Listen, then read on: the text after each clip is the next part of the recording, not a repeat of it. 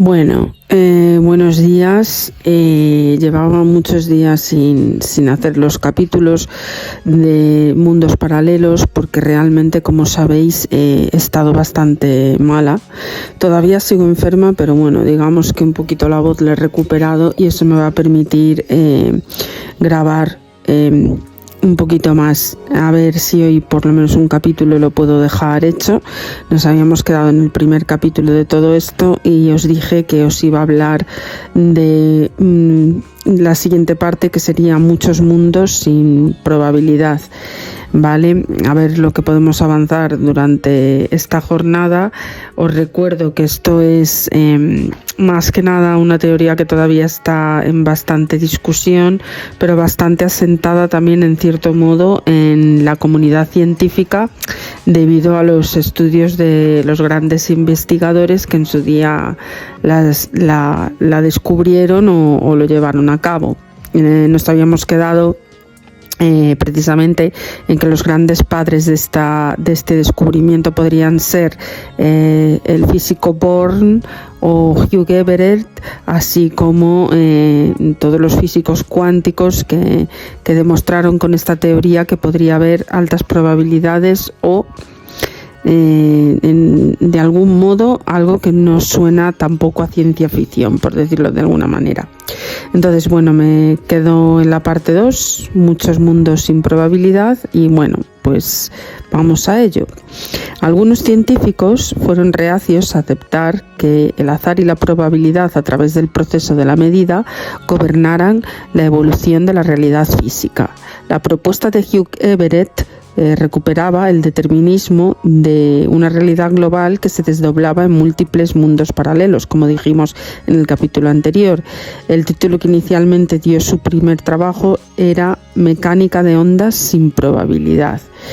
Estamos ante el punto determinante del problema que abordó Everett en su tesis doctoral y que vamos a estudiar con cierto detalle en este capítulo.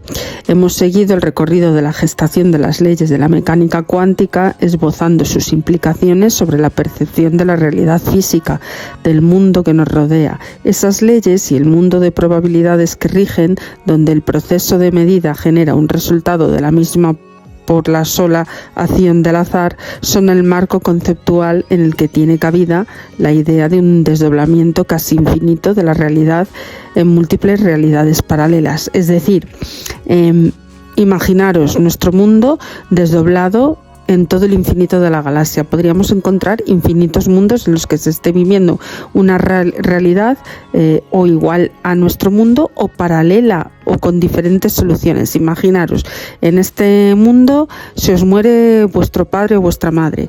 En el paralelo a lo mejor no se mueren, enferman. En el siguiente paralelo a lo mejor se os muere un hermano y no vuestros padres. A eso me refiero, esa variación de múltiples realidades. La regla de Born, descrita en el capítulo anterior, es un elemento esencial para que las leyes cuánticas describan cuantitativamente y con inusitada precisión los experimentos que revelan la realidad física subyacente al ilusorio mundo macroscópico. A pesar de su éxito predictivo, su encaje dentro del formalismo de la mecánica cuántica exigió un controvertido ejercicio de interpretación que corrió a cargo de un grupo de físicos, reunidos en torno a la figura de Niels Bohr. De uno u otro modo, ligados al Instituto Nórdico de Física Teórica de Copenhague, fundaron en 1920 este estudio. El resultado de este ejercicio fue la elaboración de un cuerpo axiomático, ¿os acordáis? Axiomas matemáticos que establecerían a través de una serie de postulados la estructura matemática y la interpretación física probabilística de la mecánica cuántica. Este cuerpo recibe el nombre ya citado con anterioridad, interpretación ortodoxa de Copenhague, y constituye a día de hoy el paradigma universalmente aceptado para la mecánica cuántica. En concreto, los postulados tercero y cuarto de este tratado se refieren a la medida de los observables físicos, entendiéndose por observable la manera general o en manera general cualquier propiedad de un sistema físico que puede medirse a través de un experimento. El tercer capítulo incorpora las probabilidades dadas por la regla de Born, y el cuarto el postulado de la medida, el más conflictivo, que establece el denominado colapso de la función de onda y en consecuencia pérdida de información sobre el sistema. La naturaleza no determinista de la mecánica cuántica, que se deriva de este proceso de medida descrito por dichos postulados, provocó el conocido rechazo de Einstein, que atribuye la famosa cita «Dios no juega a los dados», y focalizó el enfoque alternativo de Everett. La controversia tiene un acento muy formal y matemático, pero también un carácter profundamente filosófico, al discutir la propia estructura de la realidad que percibimos. Por lo tanto, merece la pena que nos adentremos con rigor en ella. El problema de la medida. En el primer capítulo hemos descrito los formalismos de la mecánica ondulatoria y la mecánica matricial, totalmente equivalentes, aunque el primero representaba un estado cuántico del sistema con una función de la posición y del tiempo. El segundo representa magnitudes a partir de transiciones entre los estados cuánticos del mismo. En realidad, ambos formalismos son los que hoy se conocen como representaciones diferentes de un formalismo más general y más abstracto que fue desarrollado por von Neumann, Dirac y Jordan. En dicho formalismo, los estados son representados por vectores, ¿vale? ¿Os acordáis de los vectores? Esto que dábamos en matemáticas, en mi caso, de segundo de bachiller y seguramente en tercero de bachiller, eran las direcciones, ¿vale? De las direcciones donde se cumplían X funciones, ¿vale? En un gráfico se representaban por una V con una flechita encima, que eran los vectores, ¿vale? En dicho formalismo, los estados representados por vectores de una estructura matemática abstracta se denomina espacio de Hilbert, y las magnitudes observables por operadores que actúan transformando los estados se sitúan también. Hablaremos un poco de ellos más adelante. Por lo tanto, uno y otro mecanismo son el resultado de una diferente elección de lo que en matemáticas se conoce como la base del espacio de Hilbert para los estados. En el caso de Heisenberg, la base elegida corresponde a un conjunto de estados estacionarios que existen para cada sistema. En la mecánica ondulatoria se trata la base del espacio de posiciones. Vamos a ver un ejemplo. En el espacio tridimensional, es decir, 3 números definen la localización de un punto, se denominan coordenadas cartesianas. Ello es así porque cada número nos proporciona la distancia a partir de un dado, ¿vale? De uno dado, que se toma como referencia y le llamaremos 0. O a lo largo de 3 direcciones perpendiculares, ¿vale? Si uno asocia a cada una de las 3 direcciones un vector cuyo tamaño técnicamente módulo es igual a la unidad de un determinado sistema de unidades, es el resultado de la base. El punto a localizar se hallará en el extremo de un vector apoyado en el punto donde son las coordenadas. Son los vectores los que forman la base. El vector es una combinación lineal o superposición de vectores. El espacio de Hilbert es una estructura matemática más compleja que el espacio tridimensional, que un matemático denominaría espacio vectorial de dimensión 3. De entrada, el espacio de Hilbert tiene una dimensión infinita. Ello significa que su base está compuesta por un número infinito de vectores. Sin embargo, el concepto es el mismo. La base, en caso de la mecánica ondulatoria, está compuesta por un número infinito de vectores, cada uno de los cuales representa un punto del espacio. Las coordenadas corresponden a los valores de la función de la onda que toma en cada punto. El estado cuántico de una partícula caracterizado por la función de onda y es en realidad una superposición de infinitos estados, cada uno de ellos los cuales se localiza una partícula en un punto distinto del espacio tridimensional. El peso de cada uno de estos estados en la superposición final viene dada por una función evaluada en cada punto, y la probabilidad por su cuadrado. La suma de estas probabilidades, que es la integración extendida a todo el espacio, en este caso por las características de la base, es igual a la unidad. Regresemos ahora al caso del electrón y del átomo de hidrógeno. Cualesquiera de los estados estacionarios que Bohr y Sommerfeld habían identificado como soluciones a la ecuación de Schrödinger son superposiciones de los infinitos estados posibles en los que el electrón se halla en cualquier punto del espacio, a cualquier distancia del núcleo. Cada uno de estos estados en los que el electrón está localizado es un estado cuántico no estacionario. Por lo tanto, al conservar la energía constante a lo largo del tiempo, no son soluciones físicas para el problema del átomo de hidrógeno aislado y estable. Una solución física para el átomo de hidrógeno con una energía dada bien definida exige que el electrón esté deslocalizado y pueda con alguna probabilidad cuantificable ser detectado en cualquier punto del espacio. Dicha probabilidad, como dicta la regla de Niels Bohr, viene dada por un cuadrado, el cuadrado de la función de onda, solución estacionaria de la ecuación de Schrödinger. La manera en que esta probabilidad de presencia se distribuye espacialmente depende de qué solución estacionaria particular represente el estado cuántico del electrón. O sea, es decir, de sus números cuánticos. Por ejemplo, podemos observar distribuciones espaciales de probabilidad para los estados con estas funciones, por ejemplo, n igual a 1, n igual a 2, y n igual a 3. Por poner un ejemplo. Por otra parte, cualquier estado cuántico puede a su vez expresarse como una superposición del conjunto infinito, pero discreto, de estados estacionarios deslocalizados. Estas superposiciones, resultados de emplear la base de estados estacionarios, conducen a las matrices cuadradas de orden infinito de Heisenberg, Born y Jordan. En el formalismo matemático de la mecánica cuántica, los vectores representan estados cuánticos, pero ¿cómo se derivan los resultados de una medida a partir de estos vectores? La respuesta es sencilla, por medio de operadores asociados a cada magnitud observable. Un operador es un ente matemático que actúa sobre los vectores y los transforma de algún modo. Cada posible observable físico queda definido por un operador. Sin embargo, como veremos más adelante, el proceso de medida implica algo más que una acción de un operador. Cuando un operador actúa sobre un vector o estado y el resultado es el mismo vector multiplicado por un número coeficiente, se dice que el vector es un autovector del operador y que el coeficiente es un autovalor. Cuando el operador representa a un observable físico, el conjunto de todos sus posibles autovalores corresponden al conjunto de todos sus posibles resultados de la medida que es observable. Vamos a centrarnos en el ejemplo de la energía como observable.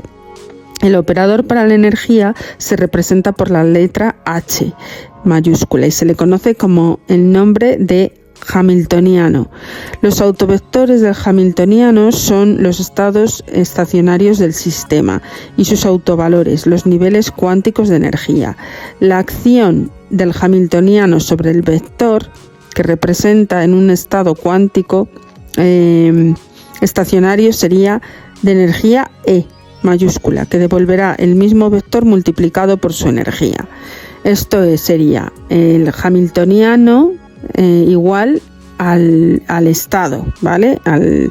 Al estado de energía, ¿vale? Las soluciones de la ecuación de Schrödinger corresponden a autovectores del hamiltoniano y de hecho aquella puede escribirse en términos de este y ser formalmente resuelta a fin de obtener el denominado operador de evolución temporal. Este operador se construye, por tanto, a partir de un hamiltoniano y contiene toda la dinámica del sistema. Actuando sobre un estado cuántico de un sistema para un tiempo inicial dado, el operador de evolución se transformará en el estado del sistema evolucionado hasta cualquier tiempo final deseado. Una propiedad esencial del operador de evolución es que al actuar sobre cualquier estado, la transformación no modifica la norma y por tanto conserva la probabilidad. Técnicamente se dice que es unitario. La evolución de la mecánica cuántica es en consecuencia unitaria. Si el sistema se encuentra inicialmente en una superposición de estados, la evolución temporal dictada para la ecuación de Schrödinger mantiene dicha superposición. Aunque los pesos y las probabilidades relativas para cada estado pueden resultar alterados por el operador de evolución, la suma de las probabilidades para todos estos estados, la norma, permanecerá constante. En este sentido, aunque la información cuántica contenida en la función de onda se define como estado del sistema, es probabilística. La evolución cuántica es determinista. Conocida la función de onda en un instante de tiempo, las leyes cuánticas la predicen en cualquier otro.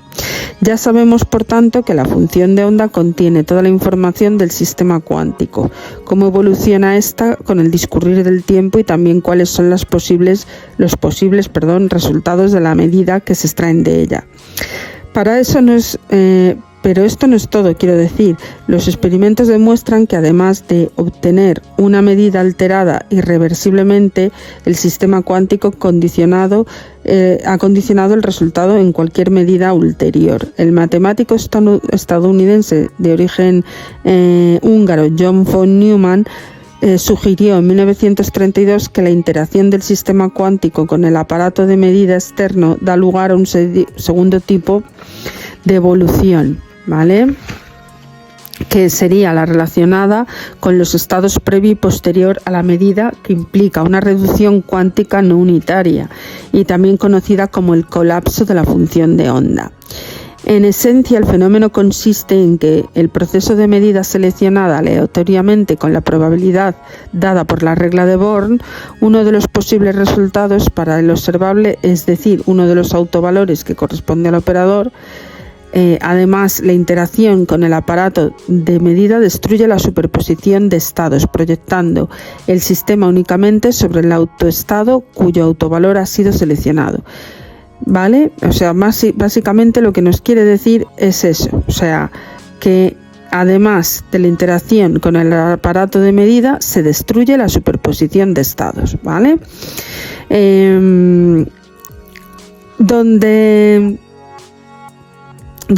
nos vamos a traducir todo esto? Pues podemos recurrir al símil con el espacio tridimensional para ilustrar el mecanismo del proceso de la medida.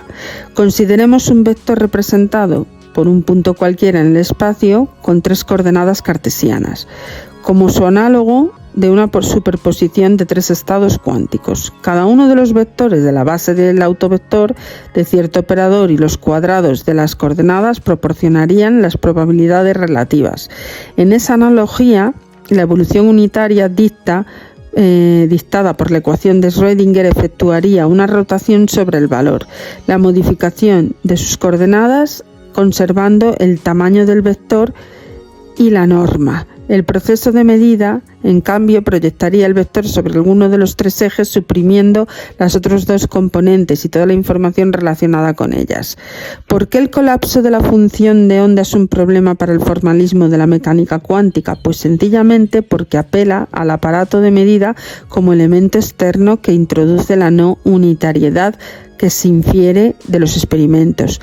En realidad, el colapso de la función de onda se introduce como postulado ex professo necesario para la predicción de resultados experimentales. Sin embargo, todo instrumento o agente necesarios para la medida deben de poder incorporarse también a la descripción cuántica.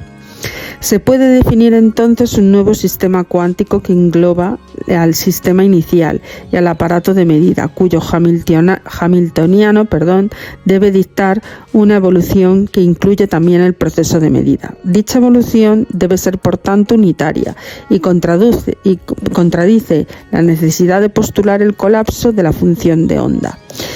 Esta es la paradoja de la medición en mecánica cuántica, que desde los años 30 y pasado el siglo ha sido suscitado por muchos y encendidos debates, y que no en pocas ocasiones han desbordado el campo de la propia física para aventurarse incluso en la epistemología y en la metafísica. Destacados físicos, como hemos dicho, Niels Bohr, Albert Einstein, Erwin Schrödinger, Max Born, Werner Heisenberg, Louis de Broglie y John Sebastian Bell, o matemáticos como John von Neumann han figurado entre los protagonistas de esta acalorada controversia en torno a los fundamentos de la mecánica cuántica.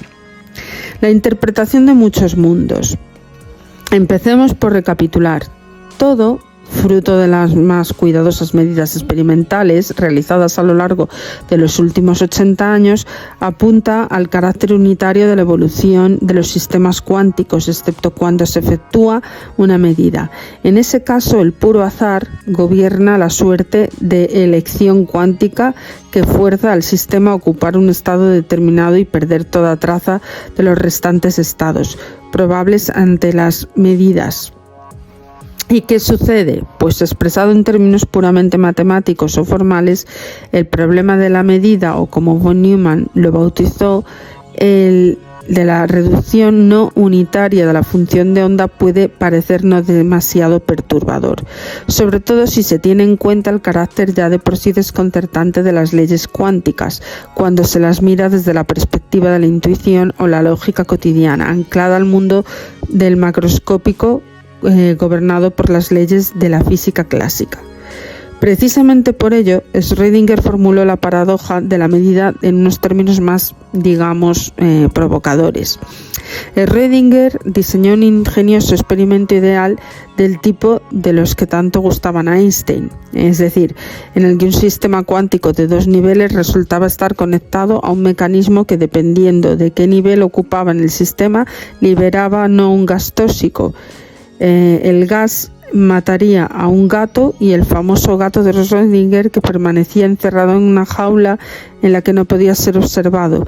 Únicamente la intervención posterior de un observador seleccionaría uno de estos estados del sistema cuántico que determinaría el estado futuro del gato. La idea de Schrödinger era ligar el sistema cuántico microscópico a un fenómeno macroscópico, como supervivencia o no del gato. El electrón, viviendo en una superposición de dos estados cuánticos, puede parecer solo modestamente extravagante, pero si la superposición de estados cuánticos implica que el gato está vivo en un caso y muerto en el otro, ya es harina de otro costal. Es decir, que en un lado el gato estaría vivo y en el otro lado estaría muerto. O sea, al loro, la paradoja. La paradoja de Schrödinger tiene el poder de apelar al sentido común, a la intuición clásica, de una manera inmediata y provocadora. Por ello, ha sido objeto de acalorada controversia y el ejemplo paradigmático de las singulares rarezas del mundo cuántico. La escapatoria más aceptada entre los físicos a esta paradoja consiste esencialmente en negarlo. La interpretación ortodoxa de Copenhague venía a decirnos a grandes rasgos que la mecánica cuántica es así. Con su enfoque axiomático, la escuela de Copenhague introducía la dinámica como una función de onda que se representa al estado cuántico de un sistema y postulaba el colapso de la función de onda con esta medida. En términos más modernos diríamos que en cualquier sistema parte de un estado cuántico coherente. Esta coherencia cuántica persiste cuando el sistema progresa en el tiempo bajo la acción del operador de evolución unitaria, sin mediar la intervención de un observador, y sufre un proceso de coherencia por acción de un aparato de medida necesariamente macroscópico al ser observado. Más adelante ahondaremos en los conceptos de coherencia y de coherencia cuántica. El observador del aparato de medida en la escuela de Copenhague son objetos no cuánticos, situados en un dominio clásico distinto al del estado coherente del sistema que pretende ser observado.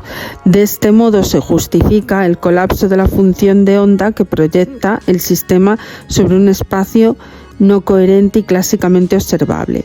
El observador es, por tanto, un elemento privilegiado en la interpretación de la realidad física a partir de las leyes cuánticas. Pero, ¿dónde los límites entre el dominio del macroscopio clásico y el dominio del microscopio cuántico, pues consiste en el proceso ¿en qué consiste el proceso de coherencia? O sea, de coherencia es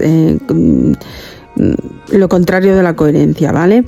No hay respuestas completamente satisfactorias en el marco de la interpretación ortodoxa para estas preguntas, pero volveremos a este punto más adelante.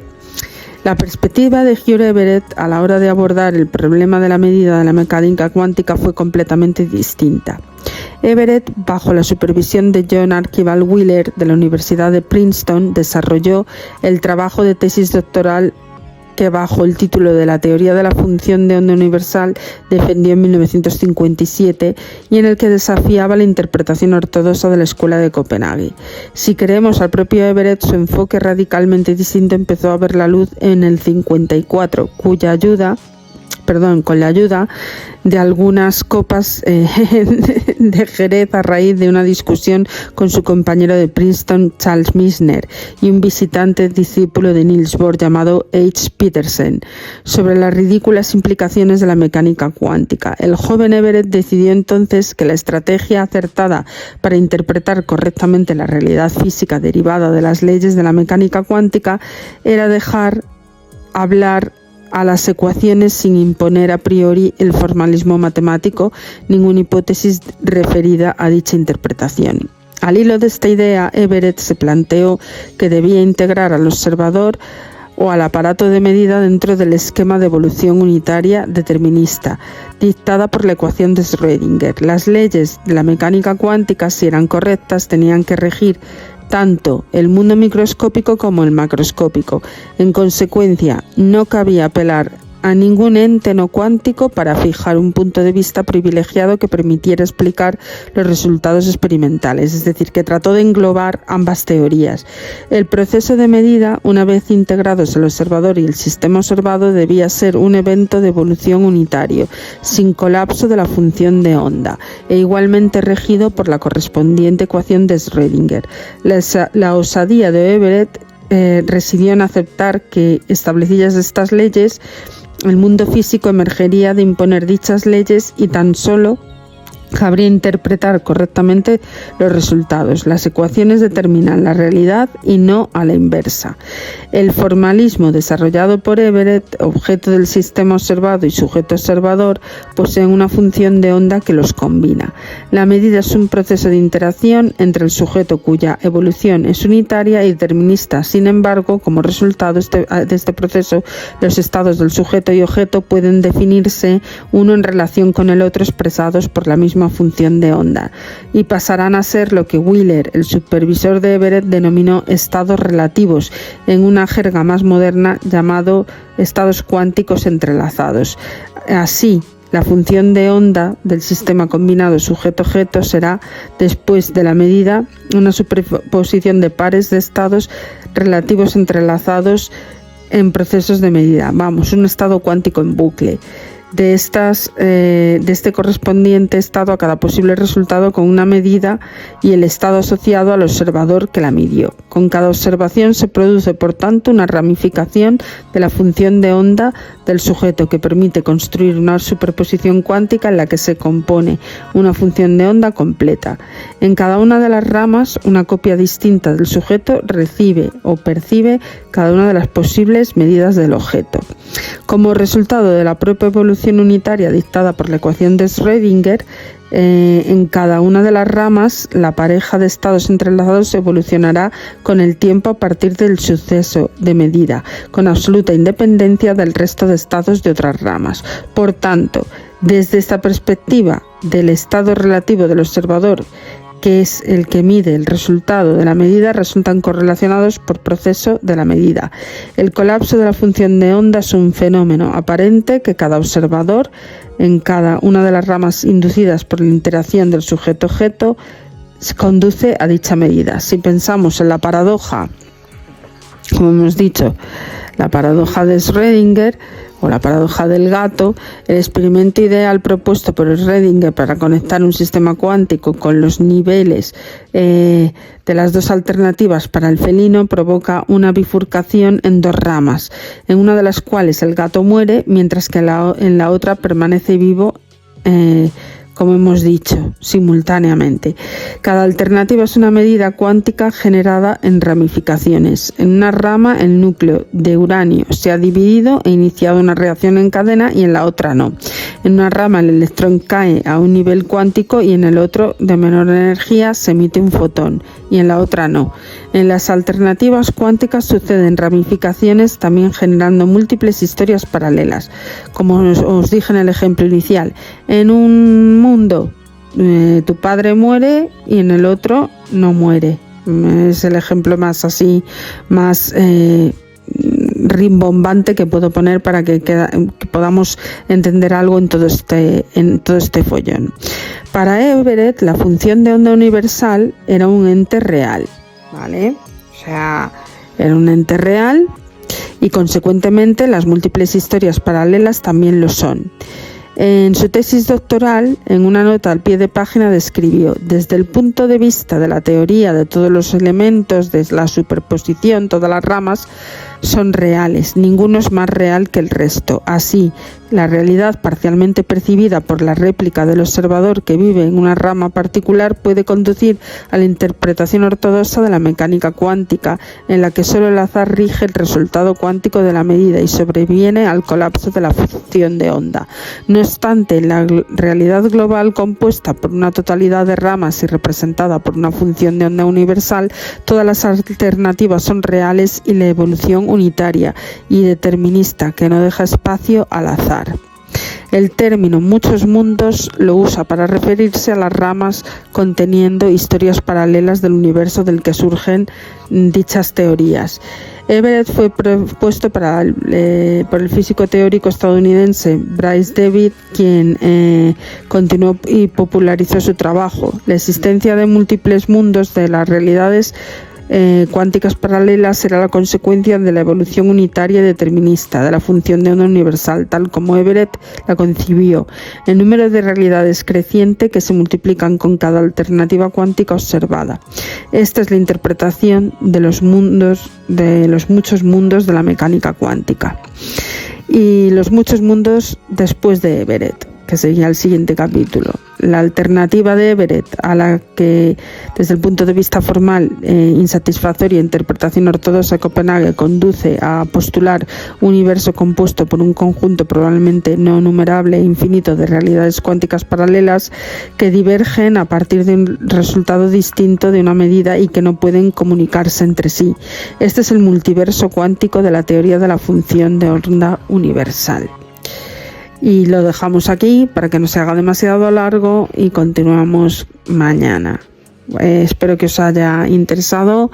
Como digo siempre, seguir suscribiéndoos porque me hace mucha ilusión y a ver si podemos seguir aportando cosas nuevas, ya luego quizás con más ejemplos, tipos de teorías, artículos publicados en revistas científicas que pueda compartir con vosotros hablando de estos aspectos no tan abstractos, porque yo reconozco que es bastante abstracta esta materia, incluso para mí, que me esfuerzo todos los días antes de publicarlo en leerlo, comprenderlo y poder transmitirlo para que lo podáis entender. Pero básicamente lo que se detalla de este capítulo es que se dio la oportunidad a la cuántica de poder determinar que haya diferentes y múltiples realidades, tal cual es la superposición de los átomos en el espacio y en el universo. O sea, así de simple, por cada átomo infinitas realidades. Aquí lo dejamos por hoy. Un besito y muchas gracias.